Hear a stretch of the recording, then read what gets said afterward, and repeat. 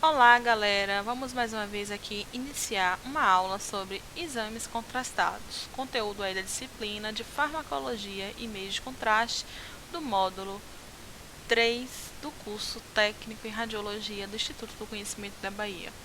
Nós vamos falar aqui nesse vídeo sobre o uso do sulfato de bário, certo?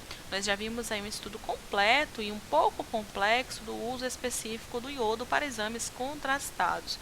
Hoje nós vamos falar um pouquinho sobre o sulfato de bário. Embora ele seja pouco utilizado na atualidade clínica, ele tem sua relevância e importância no estudo específico de órgãos do aparelho digestório, certo? Por isso aí o título da aula de hoje é Exames Contrastados do Sistema Digestório, porque vocês já sabem que o sulfato de bário ele é específico e exclusivo para estudo deste segmento, certo? Vamos iniciar.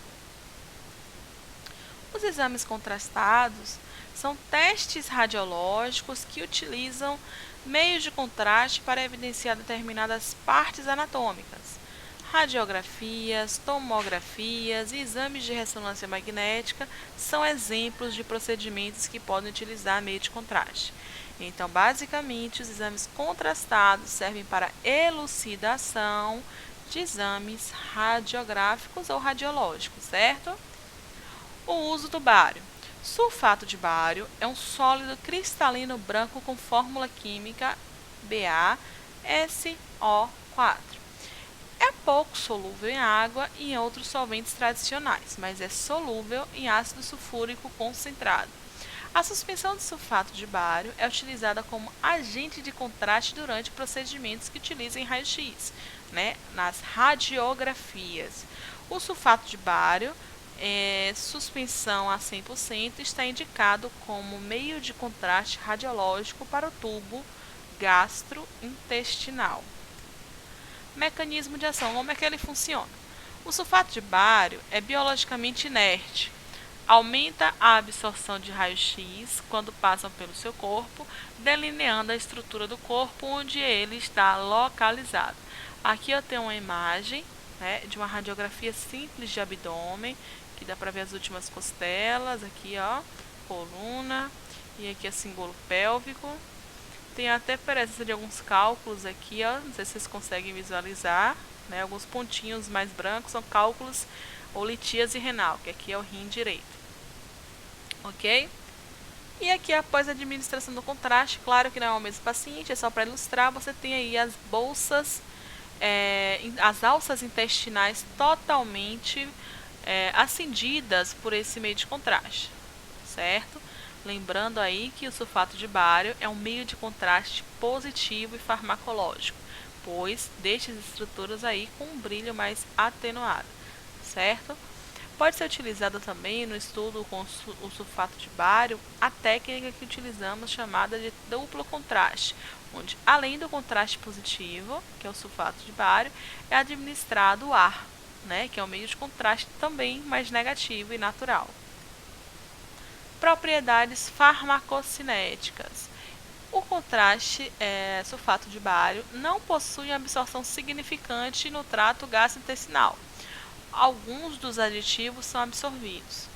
A eliminação do sulfato de bário é através das fezes, como vimos aí nos slides de introdução.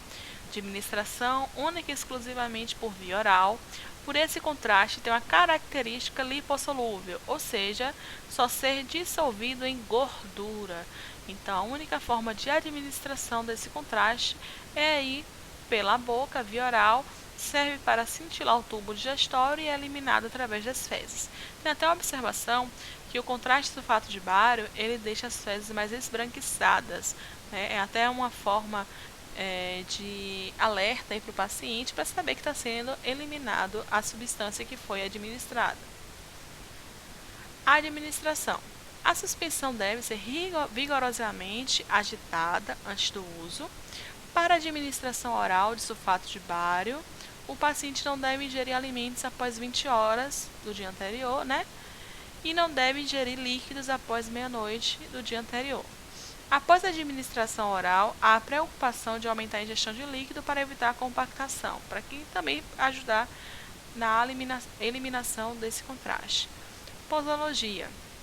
Administrar por via oral, antes do exame radiológico, um copo ou segundo a orientação do médico, radiologista, dependendo do exame.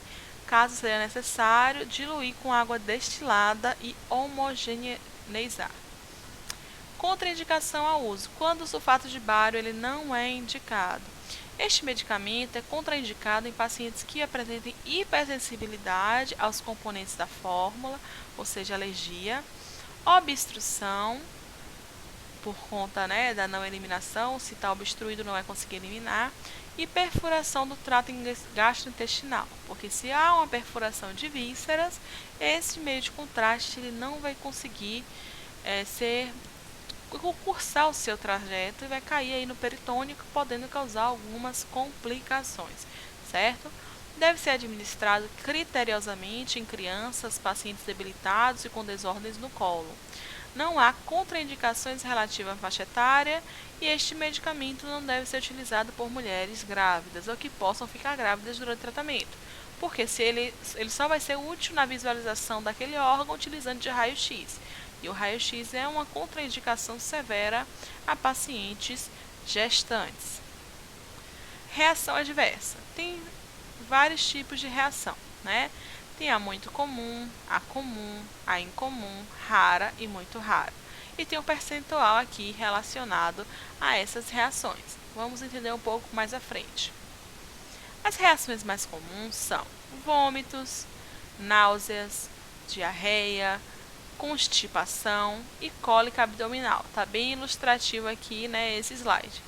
São bem comuns e devem ser instruídas ao paciente para que ele não se assuste. É bem normal ocorrer alguma dessas reações adversas. Menos comuns: inchaço, constipação grave ou continuada, cólicas intensas, seguidas de náuseas e vômitos, dor abdominal e estomacal, sensação de aperto no peito, dispneia e sibilância. Então, são reações menos comuns que devem ser analisadas com critério para não evoluir para uma situação mais grave. E situações bem raras são as reações alérgicas com prurido, eritema ou urticária, presença de secreção, reação anafilática, que seria falta de ar, aperto no peito ou problemas de respiração, edema de laringe, ou seja, incha a laringe,